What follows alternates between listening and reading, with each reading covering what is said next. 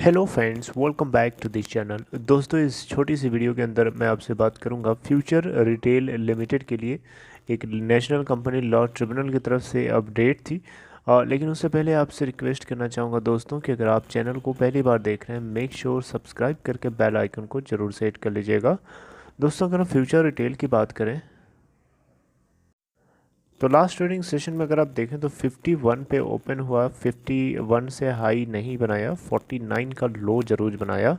अगर हम total volume देखें तो 51,22,951 जनरेट हुआ, 49.90 के ऊपर बंद हुआ।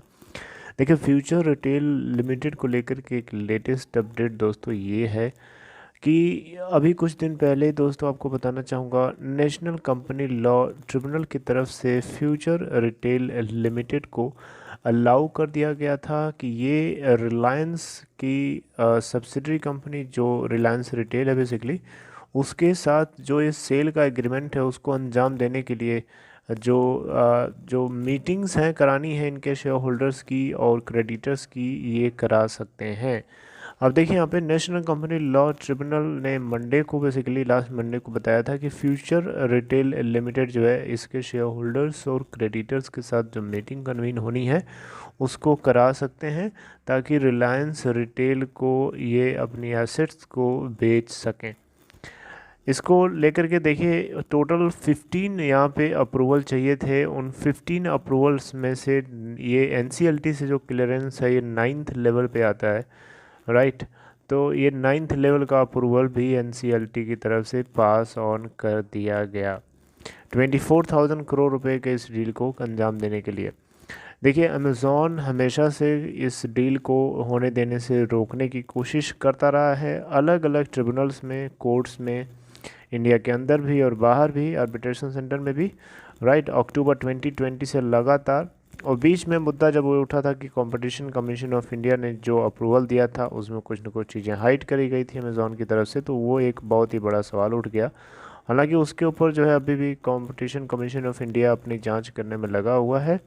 लेकिन इस बीच ये भी खबर आई थी कि फ्यूचर और अमेज़ॉन ये दोनों एक दूसरे के साथ मिल करके इस पूरे केस को आउट ऑफ कोर्ट सेटलमेंट करना चाहते हैं, जिसको सुप्रीम कोर्ट के अंदर इनके दोनों के लॉयर्स ने ये बात रखी थी। तो सुप्रीम कोर्ट ने यहाँ पे कोई ऑब्जेक्शन नहीं किया, बल्कि सुप्रीम कोर्ट ने अलाउ किया कि ठीक है, आप लोग अपने अपने बॉसेस से या अपने अपने जो लोग हैं, जैसे अमेज़ॉन की जो कंपनी एनवी करके है कोई, अमेज़ॉन एनवी इन्वेस्टमेंट, तो वो अमेज़ॉन से बात करेगी, और जो है हरीश साल्वे थे ये फ्यूचर ग्रुप के लिए बात कर रहे थे, तो ये किशोर बियानी से बात करेंगे, ताकि दोनों एक दूसरे से इस बात पे सहमति जता सकें और फिर जो है आउट ऑफ कोर्ट सेटलमेंट। अब देखिए, आउट ऑफ कोर्ट सेटलमेंट की अगर बात होती है तो उसमें क्या होगा ये तो हमें बाद ही पता चलेगा कि क्या कैसे हो रहा है, क्या नहीं हो रहा है।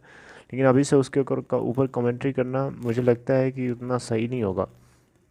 लेकिन यहाँ पे अगर आप देखें तो ये सुप्रीम कोर्ट ने ये भी कहा था कि एनसीएलटी हो, चाहे दिल्ली हाई कोर्ट हो, चाहे एनसीएलएटी हो, इनके अंदर जो केसेस चल रहा है जिस तरीके से वो चलती रहेंगी, उसमें कोई रुकावट नहीं आएगी। तो ये एनसीएलटी की तरफ से फैसला लिया गया कि ये इसके शेयर होल्डर्स और क्रेडिटर्स के साथ मीटिंग कन्वीन करा सकते हैं। ओके, तो यहाँ पे अब देखना होगा कि कंपटीशन कमीशन ऑफ इंडिया कहीं ऐसा ना हो कि पूरा का पूरा मतलब पासा ही पलट जाए, ये बोल दे कि ये पूरी की पूरी मीटिंग। देखिए, कंपटीशन कमीशन ऑफ इंडिया ने इस पूरे अप्रूवल को रिजेक्ट नहीं किया था, बल्कि उसको सस्पेंड कर दिया गया था, राइट। सस्पेंशन का मतलब होता है कुछ टेम्प्रोरी टाइम के लिए उसको रद्द कर देना, और अमेज़ॉन से कहा था कि आप एक फ़्रेश फाइल करिए, फ्रेश मतलब ज़ीरो लेवल से स्टार्ट करिए। तो अब इसको लेकर के आगे फ्यूचर अमेज़ॉन ने अलग अलग कोर्ट्स में इसको लेकर के भी अपोज़ किया, दिल्ली हाई कोर्ट में अपोज़ किया। तो पूरा का पूरा मामला जो है एकदम खिचड़ी बन चुका है। मल्टीपल टाइम्स अलग अलग कोर्ट्स में, ट्रिब्यूनल्स में, दिल्ली हाई कोर्ट्स में, सिंगापुर आर्बिट्रेशन सेंटर में, पूरी हर जगह से इस केस को फंसाने की कोशिश करी गई अमेज़ॉन के द्वारा, ताकि किसी भी तरीके से डील को अंजाम न दिया जा सके। अब देखना होगा कि आउट ऑफ कोर्ट सेटलमेंट में क्या करते हैं। अगर ये आउट ऑफ कोर्ट सेटलमेंट में किस तरीके की बात रखते हैं दोनों एक दूसरे के लिए। अब ये भी ज़रूरी नहीं है कि ये चीज़ दोनों को सेटिस्फाई करे, हो सकता है फ्यूचर ग्रुप को ये चीज़ ना सेटिस्फाई करे, क्योंकि 24,713 करोड़ रुपीज़ की रिलायंस के साथ जो डील है, ये डील बहुत इंपॉर्टेंट थी, क्योंकि उनको लगता था कि इससे उनके डेट्स को काफ़ी हद तक रिड्यूस किया जा सकता है।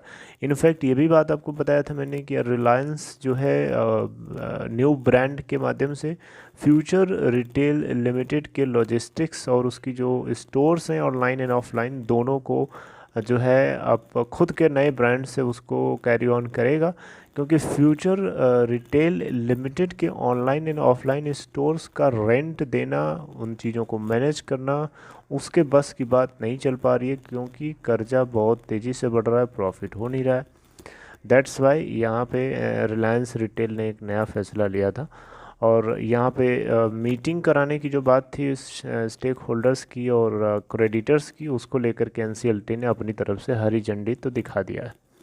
बाकी दोस्तों इसको लेकर के आगे कोई नई खबर आएगी या फिर आउट ऑफ कोर्ट सेटलमेंट को लेकर के या सुप्रीम कोर्ट के लेकर के कोई खबर आती है, मैं उसे आपको ज़रूर डिस्कस करूँगा, क्योंकि सुप्रीम कोर्ट में भी खबर आ सकती है, क्योंकि मैंने आपको बताया था supreme court will continue hearing, वो केस को सुनेगा। और आई थिंक एक नई डेट भी दी गई है जो आपको जो है पता होना चाहिए। आई होप कि इसमें मैंने डेट इसमें तो मेंशन नहीं है, लेकिन आई होप मैंने आपको लास्ट वीडियो के जरिए जब फ्यूचर ग्रुप और रिलायंस के बारे में बात करी थी तो उसमें बताया था। तो दोस्तों आप देख सकते हैं यहाँ पे 15 मार्च 2022 इज़ द डेट जब इस केस को फिर से सुप्रीम कोर्ट सुनेगा। 10 दिन का टाइम दिया था इन लोगों को, ताकि ये लोग इसके ऊपर डिस्कशन कर सकें। सो आगे जो कुछ डेवलपमेंट होगा मैं आपसे ज़रूर डिस्कस करूँगा, आपको बिल्कुल टेंशन नहीं लेना, पैनिक नहीं करना है। एंड आगे मिलते हैं नेक्स्ट इन्फॉर्मेशन के साथ, तब तक अपना ख्याल रखिए, टेक केयर।